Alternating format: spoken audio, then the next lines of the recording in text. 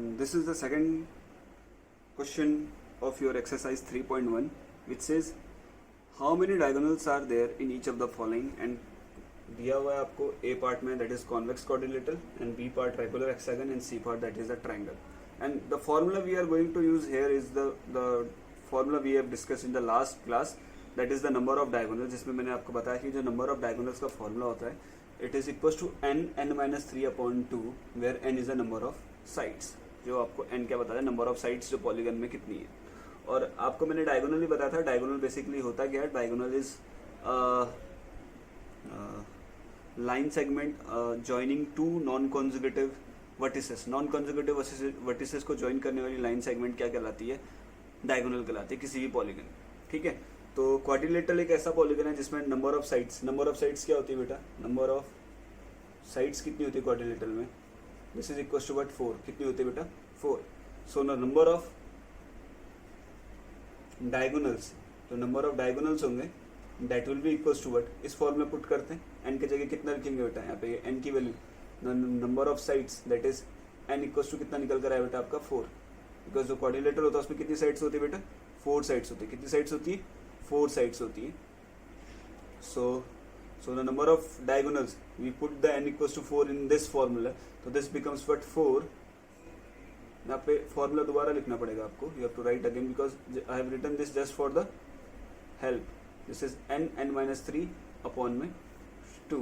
तो n की जगह कितनी पुट करनी है बेटा आपको 4, which is equal to 4 minus 3 upon 2. Bracket को सॉल्व करते हैं पहले. This is 4 multiply 4 minus 3 is but 1 upon में 2. तो this is coming equal to but 4 upon 2 which is equal to 2 1 जा 2 2 2 जा 4. तो कितना आ रहा है बेटा 2. जो डायगोनल्स होंगे किसमें, क्वाड्रिलेटरल में, वो कितने होंगे बेटा 2 होंगे. अब हम इसको फिगर में भी देख लेते हैं. ये हमारा क्या है बेटा क्वाड्रिलेटरल से, ये क्या है क्वाड्रिलेटरल है. तो अगर मैं बात करता हूँ ये वर्टिसेस कहलाते हैं, ये सभी के एंड पॉइंट्स क्या कहलाते हैं वर्टिसेस. और ये वर्टिसेस के तो नॉन कॉन्जुगेटिव, इस वर्टिसेस का नॉन कॉन्जुगेटिव वर्टिसेस होगा कौन सा, ये. तो अगर इन दोनों को ज्वाइन करूंगा तो क्या कहलाएगा बेटा, ये डायगोनल कहलाएगा. वैसे ही इस वर्टिसेस का अगर मैं क्या करता हूँ नॉन कॉन्जुगेटिव वर्टिसेस देखता हूँ तो ये होगा. तो इन दोनों को अगर ज्वाइन करता हूँ तो ये क्या कहलाएंगे डायगोनल. अब अगर हम इसके अलावा इन दो लाइन सेगमेंट के अलावा कोई ऐसी लाइन सेगमेंट नहीं होगी जो दो नॉन कॉन्जुगेटिव वर्टिसेस को कर रही होगी, ज्वाइन कर रही होगी.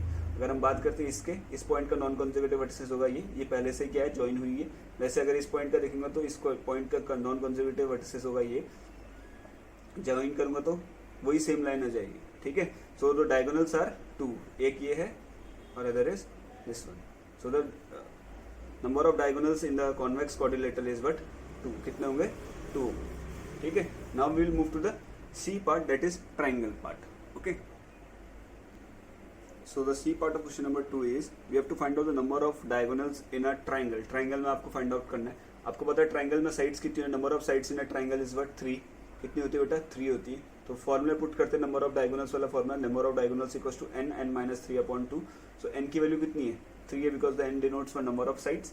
तो पुट करते हैं formula, this is 3 minus 3 upon में 2 which is equal to 3 multiply 3 में से 3 माइनस करेंगे क्या आएगा 0. 3 into 0 upon 2 which is equal to 0 upon 2. किसी भी नंबर को अगर 0 से डिवाइड 0 को किसी भी नंबर से डिवाइड करते क्या आता है बेटा 0. तो नंबर ऑफ डायगोनल्स ट्राइंगल में कितने होंगे बेटा 0 होंगे. इसको हम फिगर के थ्रू भी देख सकते हैं. किसी भी ट्राइंगल में जो नॉन कॉन्जुगेटिव वर्टिसेस होते हैं, किसी भी वर्टेक्स के नॉन कॉन्जुगेटिव वर्टिसेस नहीं होते हैं. यहाँ पे ये जो वर्टेक्स है ये इन दोनों वर्टेक्स के साथ क्या है जुड़ा हुआ है, कनेक्टेड है, डायरेक्टली कनेक्टेड है. तो ऐसा कोई वर्टेक्स छूटा बचा नहीं है जिससे ये वर्टेक्स क्या है ज्वाइन नहीं हुआ है. Similarly with this also. So there is no diagonal inside a triangle. Triangle का कोई भी डायगोनल प्रेजेंट नहीं होता है. सो जो हेक्सागन वाला पार्ट है वो आप खुद करेंगे. The number of sides in hexagon is 6 और इसमें नंबर ऑफ डायगोनल्स आप फाइंड आउट कर लेंगे. तो आंसर जो निकल कर आएगा number of diagonals in hexagon वो आपका निकल कर आएगा 9. But you will find out by using this trick, this formula that is n minus 3 upon 2 फॉर्मूले को यूज करके आप क्या करोगे फाइंड आउट करोगे. Now will move to the third part. We will move to the third question.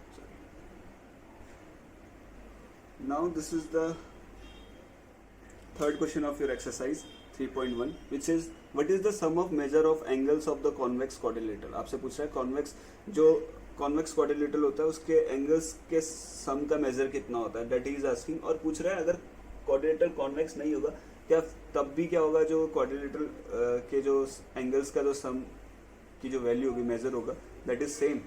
तो let's see. आपको पता था, मैंने लास्ट वीडियो में बताया था कि the sum of interior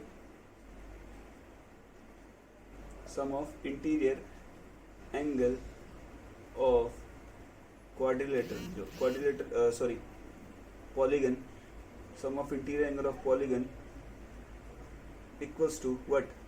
That is n minus 2 multiply 180 degree.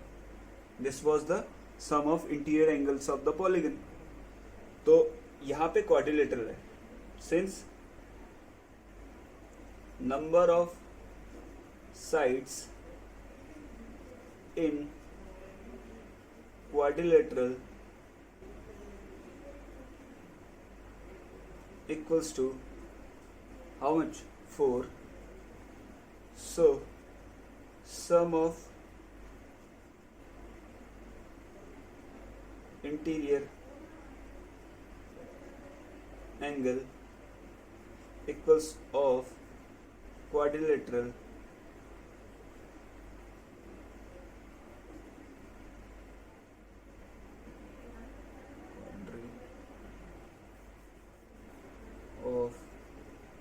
quadrilateral equals to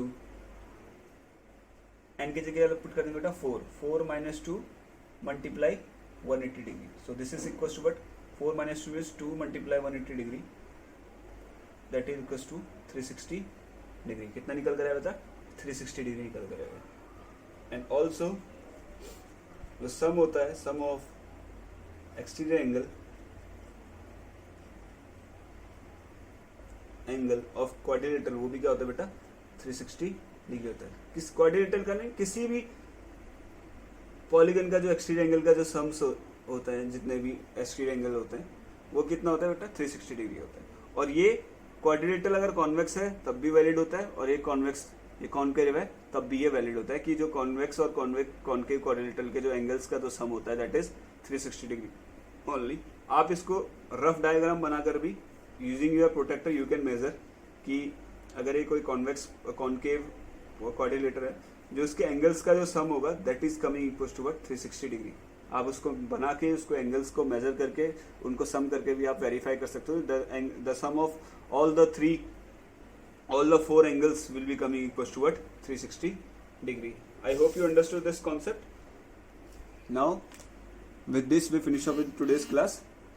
In the next class we will solve the remaining question of this exercise. That's all for today. Have a good day. Thank you. Jai Hind.